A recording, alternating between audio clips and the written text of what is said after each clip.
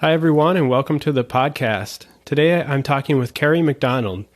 Kerry McDonald is an adjunct scholar at the Cato Institute, Center for Educational Freedom, and a senior education fellow at the Foundation for Economic Education. She's the author of Unschooled, Raising Curious, Well-Educated Children Outside of the Conventional Classroom. Kerry, thanks for joining me on the call today. I'm glad to be with you, Aaron. Thanks for having me. Yeah, Kerry, I wanted to get you on the call because I've been listening to your book on Audible this week, and it was so fascinating. So much of the history of schooling in our country and compulsory schooling and alternatives to traditional schooling. There's so many options out there that people oftentimes don't even know about. But I'm curious, what got you interested in this thing called unschooling in the first place? Or actually, education in the first place, Yeah. The whole idea of pedagogy. Yeah, so I was an economics major as an undergraduate in the late 1990s, but through the lens of economics, became interested in education and education policy. In particular, seeing sort of the lack of choices in the education sector compared to other markets, and realizing that that was primarily due to the government schooling monopoly in education for the most part, with families sort of being assigned to compulsory district schools and most families not having another option beyond that. So I began to take more education classes as an undergraduate. And my senior year, I was doing an independent research project on homeschooling, where I had the opportunity to shadow a homeschooling family that lived nearby to my campus. And it was just completely captivating for me that I was able to see an entirely different way of learning. I had gone through K-12 public schools. That was sort of what I expected education to look like. And then seeing this homeschooling family really allowing their children's interests to drive learning, and seeing the kind of authentic socialization in their community as opposed to sort of the age-segregated socialization that we find in schools. All of that I just found completely mesmerizing and really got me increasingly interested in alternative education, more interested in education choice. This was the late 1990s, so homeschooling had just become legally recognized in the U.S. a few years prior, by the mid-1990s, and was still really kind of a tiny, marginal education option. The U.S. Department of Education first began tracking homeschoolers in the late 1990s, and they counted 850,000 at the time. Of course, now we're at more than 5 million, accelerated by the pandemic response. So it was really kind of a new in terms of its mainstream appeal in the late 1990s. Of course, the modern homeschooling movement began in the late 60s and early 1970s. But over the past couple of decades, it's really exploded. And so from that time, shadowing that homeschooling family in college, and also that same time doing some student teaching practicum work in a local public elementary school, and really for the first time being able to see the contrast in these different types of learning environments up close, got me much more interested in education. So I went to graduate school in education policy at Harvard, became much more involved in the school choice movement, and looking at ways to encourage the expansion of education options for families, including through policy and legislation, but also through education entrepreneurship and family empowerment. And so then, a decade later, when I had my own children and they were young, and I was thinking about education options for them, homeschooling just made sense for my husband and I, and we just realized that we were, here we live in Cambridge, Massachusetts, and have so many resources available to the kids around us in terms of museums and libraries and extracurricular events and historic sites, that really to send them to school would sort of narrow their learning. And we wanted to continue to provide that kind of expansive, immersive learning environment for them. Oh, yeah, there's so much to unpack there. And I love everything that you said about that in that last part about creating a more expansive environment. My daughter wanted to go to public school, and we were really pushing homeschool, but we thought, well, she really wants to do this, but I just felt so sad because I knew that the way that schooling is set up, that everything that she was learning would be such a constrained vision of what a broader education could be if she decided to stay homeschooled. And fortunately, after the first week, she decided, I think I'll come home and be homeschooled. But well, at least she tested the waters there. So yeah, given her a little bit of an option. But you mentioned there that you had this opportunity to do an intensive study of a homeschooling family. That seems very unusual. How did that come about in your program? Yeah, I was doing an independent research project in an education seminar. We could pick any topic we wanted, and I was curious in this thing called homeschooling and, what was it? What did it look like? And I happened to have a classmate who had family members who lived nearby to campus. And so she was able to connect me with them. And that led to being able to, spend that semester kind of shadowing them and learning about how their children learn outside of school. And then again, seeing the contrast between that way of learning and the conventionally schooled children in the local district school. Okay. And then you said that you went on to Harvard. Now, I know I've read Thomas Sowell's autobiography, and he says a lot of negative things about Harvard. What was that like, being at one of the top elite schools in the world? Well, at the time, school choice was really just coming on the scene. I graduated from graduate school in 2001. And so at the time, if you were interested at all in kind of alternative education or educational freedom or different models, then charter schools were kind of where you were focusing because that was really the only kind of mainstream option that was gaining popularity in terms of providing more choices for families. So I began working with some think tanks and looking at the emerging charter school movement.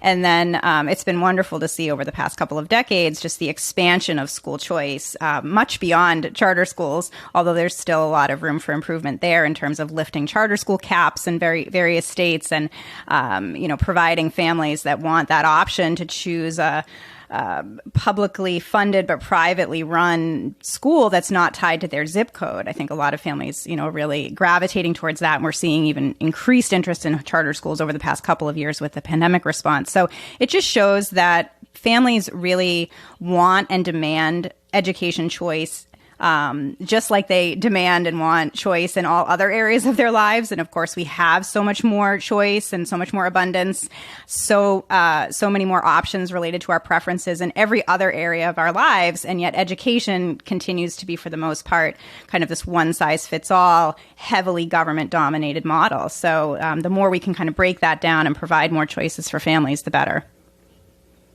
Yeah. I was curious, though, about your experience at Harvard. What was that like, going to Harvard at one of the most elite schools in the world? Well, I would say that it's also the place where I sort of began my exposure to libertarianism. So, sort of apolitical as, growing up, and even in undergrad, didn't give much thought to politics or political theory. Of course, as an economist, or trained as an economist as an undergrad, I began to certainly value free markets and realize the unintended consequences of government involvement in the markets. So maybe that was sort of the academic seeds. But then when I went to Harvard, it became crystallized for me. I remember I was in one graduate school class where we had to meet up in small groups to talk about a policy solution to a particular public policy issue. And we had, say, 20 minutes in the small group to come up with our policy solution.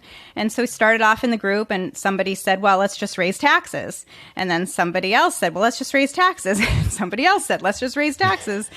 And so, 2.5 minutes into what would be the 20-minute discussion, it seemed like that we had our solution. And then, of course, it got to me, and I said, I don't think raising taxes is the right solution. I think we should look at some other options to this particular policy issue. And that was really, I think, a crystallizing moment for me as I began to say, what is sort of a political philosophy around lower taxes, free markets, limited role of government, individual freedom and choice. And of course, that's how I found my way to libertarianism. Okay. Interesting. So Harvard, a lot of people think of as sort of a liberal bastion of contemporary thought, but it actually led you the opposite direction to libertarianism. So that's pretty interesting. What about, tell me a little bit, go ahead. Were you going to say something? No, I was just going to say, I think that's true. I think, I think then and continues to be now sort of a monoculture in terms of thought, and particularly around education policy. And for me, that was very eye-opening because I said, this doesn't seem right. We need to have, a diverse set of opinions and solutions to look at these really complex public policy issues. So it was certainly helpful for me to be able to say, that's not the kind of approach that I'm taking to education policy, and realizing that there were other options there. Yeah. Tell me a little bit about what it's like being a scholar at the Cato Institute and education fellow at FEE, which is the Foundation for Economic Education. What does that mean? What do you do on a daily basis? Yeah, so my primary work is as a senior fellow at the Foundation for Economic Education, fee.org. FEE is the country's oldest libertarian think tank. It was founded in 1946 by Leonard Read. Just celebrated our 75th year anniversary. And so I do a lot of writing and speaking at various conferences and engagements through FEE. I just launched a brand new podcast called The Liberated Podcast that really looks at education-related issues using the principles of a free society, or through the lens of a free society, including individual liberty, limited government, free markets, entrepreneurship, and so on. So a great spot for me. And then with Cato, similar, I do various, policy briefs for them. I did one about why school choice is good for homeschoolers, and really looking at how expanding school choice can help everybody, including homeschoolers who may not initially sort of think that there's anything in it for them, and just, being able to kind of push the conversation on some of these issues. Yeah, interesting. So I've always thought of education as being very similar in a way to religion. It can be very personal. It's helping shape the way you look at the world, the way you live your life. And yet in the country that was mostly founded on religious freedom, America, we have some very strong laws around education, such as compulsory schooling. For the crime of turning 6 years old, you got to be put in a cage for the next, 12 years for 8 hours a day. How do you think that came about? Yeah, I would also say that the country was founded on educational freedom as well. I mean, we think about the early days of the colonies, and I talk about this in the Unschooled book. The Pilgrims, of course, settled in Massachusetts Bay Colony in 1620, and just a couple of decades later, in the 1640s, they passed the colony's first compulsory education laws that for the first time recognized a state interest in educated citizenry and compelled cities and towns of a certain size to either hire a teacher or open and operate a grammar school. So they recognized the need to provide kind of these public education options to families, but the compulsion was on the various municipalities to provide these education resources to any families that wanted them. The compulsion was not on families to take advantage of these education options, and in fact, many didn't. The kind of default in these early colonial days was that the family was the center of a child's education. The parents would be the ones to determine how their children would be educated, and that they would use all kinds of various resources. They would use tutors, or they would use what were known as dame schools, where your neighbor would have a little kindergarten in their kitchen to kind of teach young children their ABCs, or they would use apprenticeship programs that were, of course, widespread in the colonial and revolutionary era. And that all changed in 1852, when Massachusetts, again leading the way in compulsion, passed the country's first compulsory schooling laws, which for the first time mandated school attendance under a legal threat of force. Now parents were compelled to send their children to these district schools. And I go through in the book a lot of the kind of history of how that came to be, and a lot of it was really embedded in anti-immigrant sentiment. There was an influx of Irish Catholic immigrants in particular into the Boston area in the early to mid-19th century. The population of Boston doubled between 1820 and 1840, and there was a tremendous amount of cultural change. A lot of these immigrants were Irish Catholic immigrants that challenged the dominant Anglo-Saxon Protestant culture and ethos of the time. And so creating these now compulsory public schools, which were purportedly secular but had Protestant teachers and texts, were seen as a way to sort of assimilate these Irish Catholic immigrants. And it's interesting to note, and I talk about this in the book as well, that a lot of Irish Catholic families rebelled and created their own parallel system of parochial schools that really flourished in the late 19th century. And so, I think what we're seeing now is just more and more families recognizing that there is today a mismatch between what they want for their children's education and what is currently provided in district schools. I think the coronavirus response, particularly in the spring of 2020, shed a lot of light for families as they saw, perhaps for the first time, up close through Zoom school, what their kids were actually doing in those classrooms, and realized that they needed and wanted to take back control of their children's education from government officials and local school officials and find some other options. Yeah. I feel like there's a huge mental shift that has to take place, and when people first hear about the idea of homeschooling, they think, at least from what people I've encountered, oh, that's kind of weird. Why would you do that? Of course, the pandemic has helped with that. But then there's this further idea of unschooling, where it's giving your kid total, or at least a lot more responsibility towards self-directed education. That word unschooling, why do you think that? What do you think about that word? I don't personally like it that much. I prefer self-directed learning, but why did you choose that word for the title of your book? Yeah, so I define unschooling in the book as disentangling education from schooling and recognizing that even as an approach to homeschooling, you don't necessarily need to replicate school at home. And of course, this is what a lot of families kind of associated homeschooling with back in the spring of 2020. Oh, we're just going to, kind of import the school curriculum or these kinds of benchmarks and expectations that we find in a conventional classroom. We'll just import that into our home, and that's homeschooling.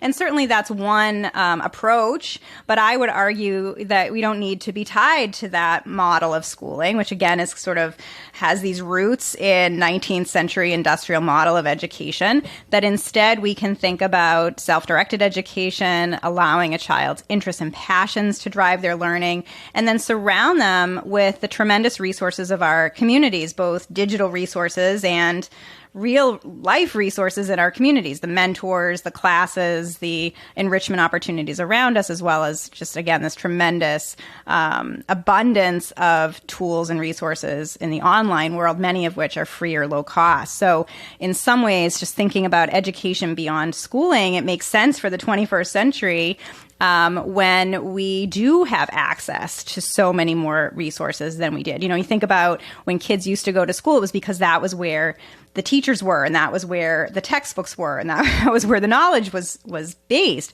Now, of course, we have access to that all around us. And so having kids be forced to go to school 5 days a week, 180 days a year, in this sort of confined, age-segregated classroom, I think is just more and more incompatible with the needs and realities of the 21st century. And I think more families are realizing that. One thing that certainly the pandemic response did was uproot our sense of work. And a lot of employers and employees are embracing telework and working from home and having more freedom and flexibility in our work schedules.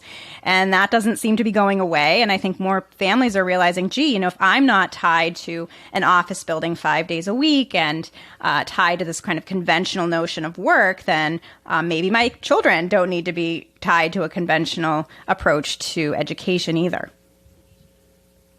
Yeah, that's a good insight. I hadn't thought of it that way before.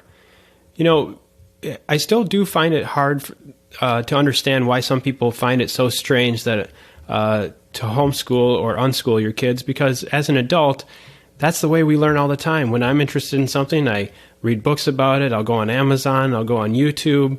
If I need to fix something around the house, it's like this sort of just-in-time learning where you're learning what you need to, and then you use that. You move on to the next thing. Some things I go really deep on. Some things I just surface level. But we're doing that all the time as adults. But for students and kids, we seem to think that, oh, no, they need to have this. They need to learn a little bit of everything just in case. And that is just that style of learning. We never do that, or rarely do we do that as we get older and as adults. But for some reason, this horrible way of learning seems to persist. What are your thoughts on why that is?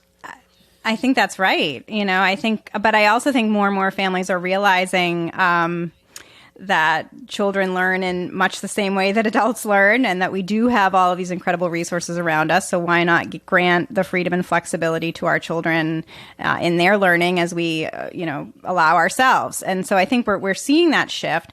I also think, and I talk about this a bit in Unschooled as well, that the realities of the 21st century are such that we increasingly are competing with robots and artificial intelligence. And so when we think about the key differentiators between humans and machines, the key differentiators between human intelligence and artificial intelligence, it's things like creativity, curiosity, an entrepreneurial spirit, a desire for exploration and discovery. And those are often the qualities, these really important, critical human qualities that are eroded through a top-down system of conventional schooling. You think about when a child enters a classroom in the early days of their schooling experience, all of that kind of natural exuberance for learning that young children all exhibit slowly sort of fades. And it's not because kids kind of grow out of that exuberance for learning. It's that this conventional system of schooling stifles those qualities, those human qualities of creativity and curiosity and discovery. And so the key really is to just not stifle those human qualities and to encourage creativity over conformity and originality over obedience to really enable us to meet the challenges of the 21st century. Yeah. Do you see yourself as an entrepreneur doing the roles that you do? I know you also write for Forbes, which is an entrepreneurial website. But how do you see yourself as being an entrepreneur? Absolutely. I'm an independent contractor for the think tanks that I work with. And one of the kind of best parts of my job is being able to identify and write about and spotlight and cultivate education entrepreneurs. I really am inspired by these people who in many cases are educators, who are people who've been, for example, public school teachers who are leaving the classroom to create micro schools or tutoring programs or platforms that encourage different ways of teaching and learning. And so that is such a great, rewarding thing for me.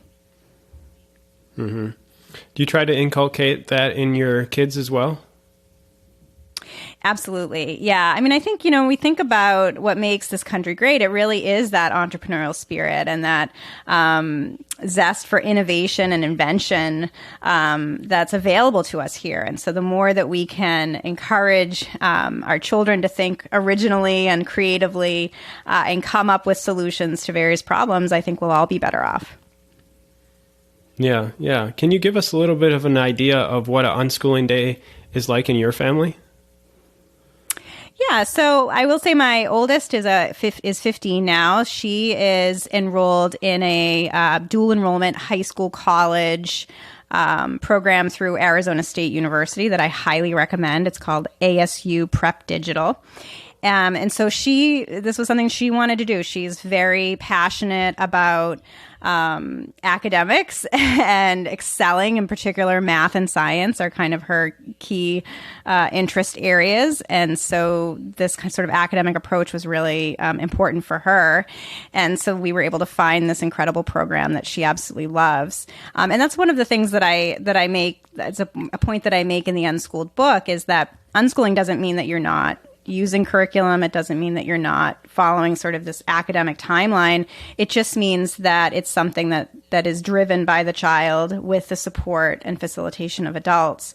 And so, my kids generally do take academic classes, but there are things that they're particularly interested in.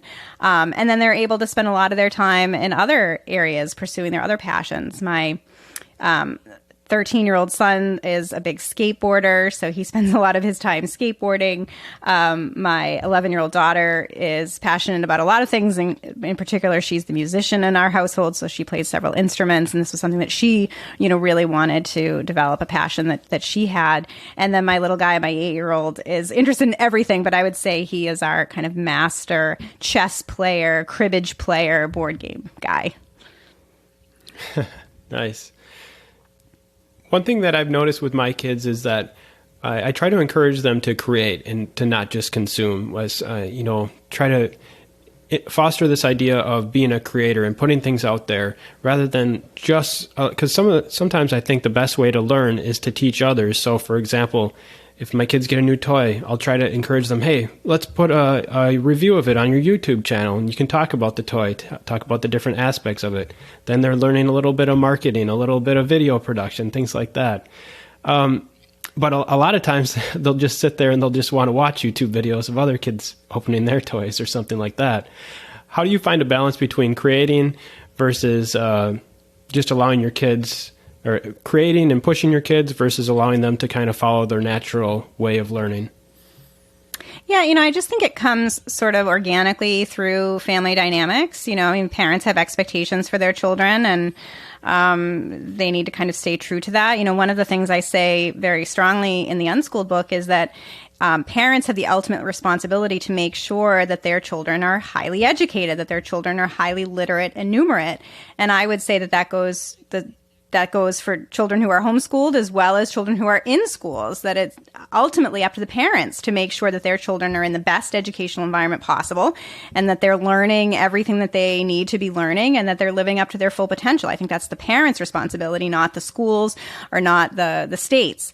And so, it is this balance, you're right, between making sure that children are learning the academics they need, but also pursuing their passions. And I think, what a lot of unschoolers and homeschoolers would say is that when you allow learning to be more emergent and immersive, that happens naturally. I was just before I got on the call with you today, I was playing Scrabble with my 8-year-old, which of course is, filled with literacy and calculations and all of that. So I think some of it is just, cultivating those family relationships, pursuing the child's interests, and realizing how much learning comes from that.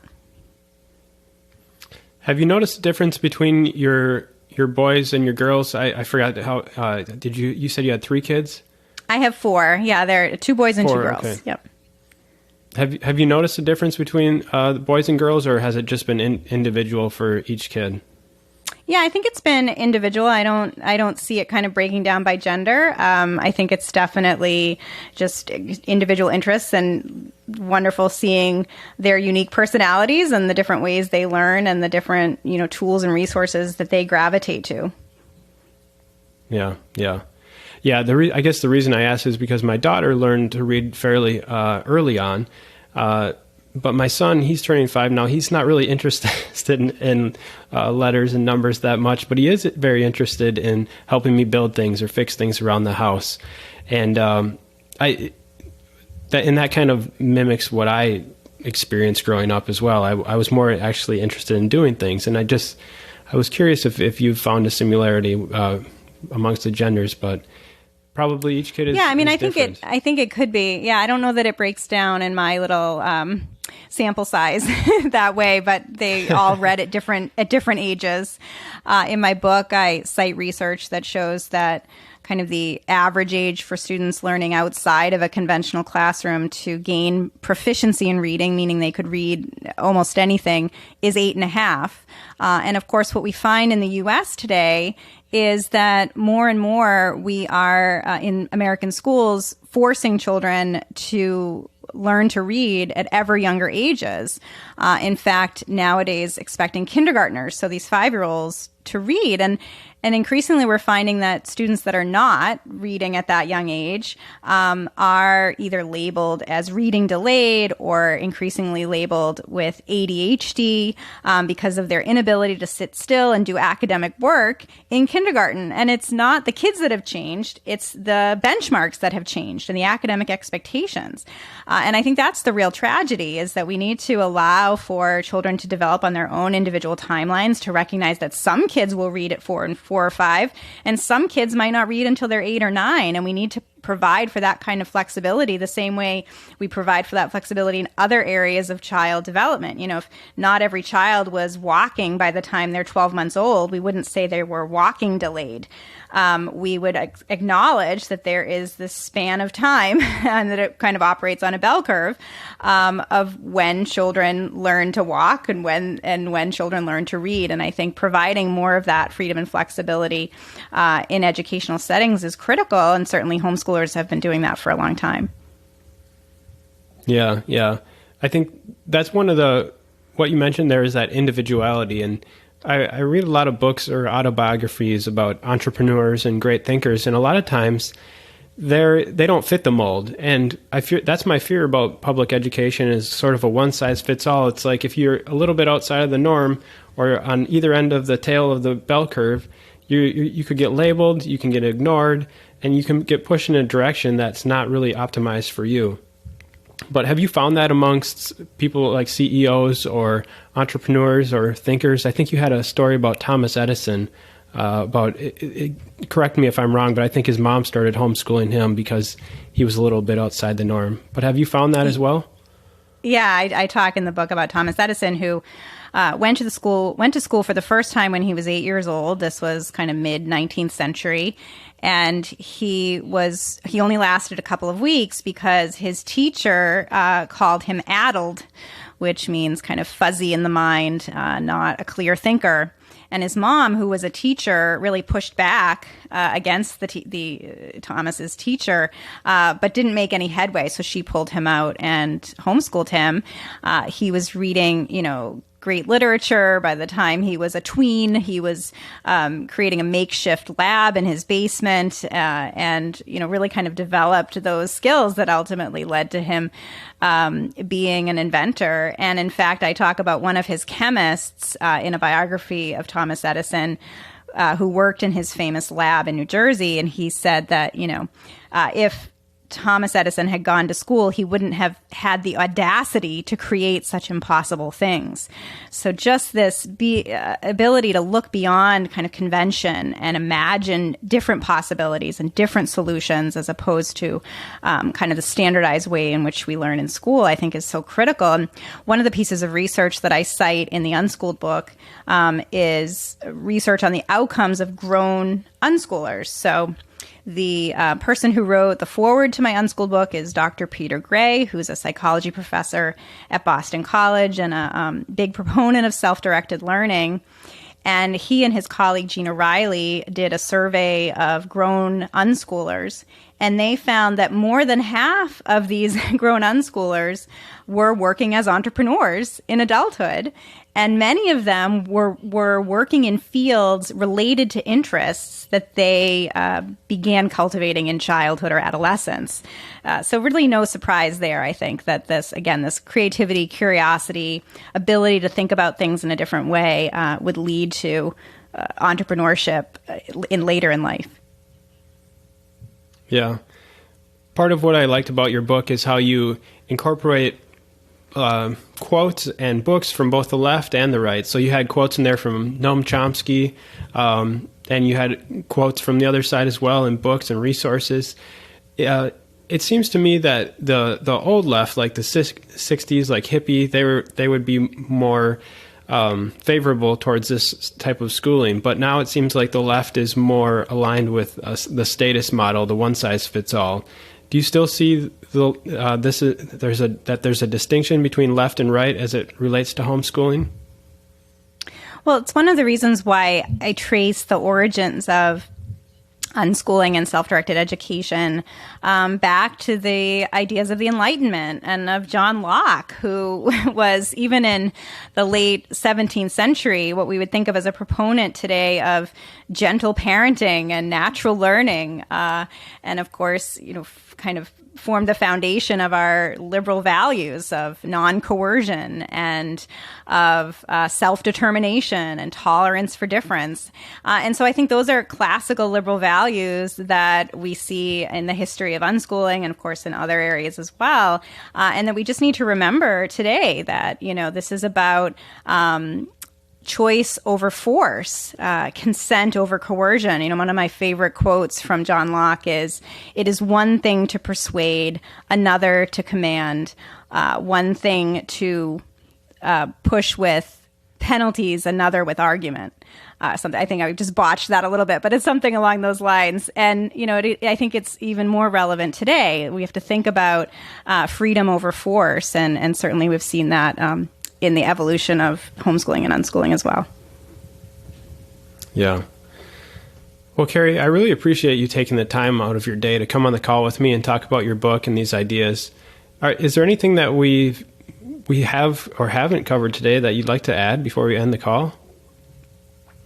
No, it's been great talking with you, Aaron. I would just say that to your listeners, they can find me at the Foundation for Economic Education at fee.org/Kerry, Kerry. There you can see links to my articles, find my new podcast, sign up for my weekly newsletter, and connect with me in social media and over email. Great. Thanks so much for coming on the call today, Kerry. Thanks, Aaron.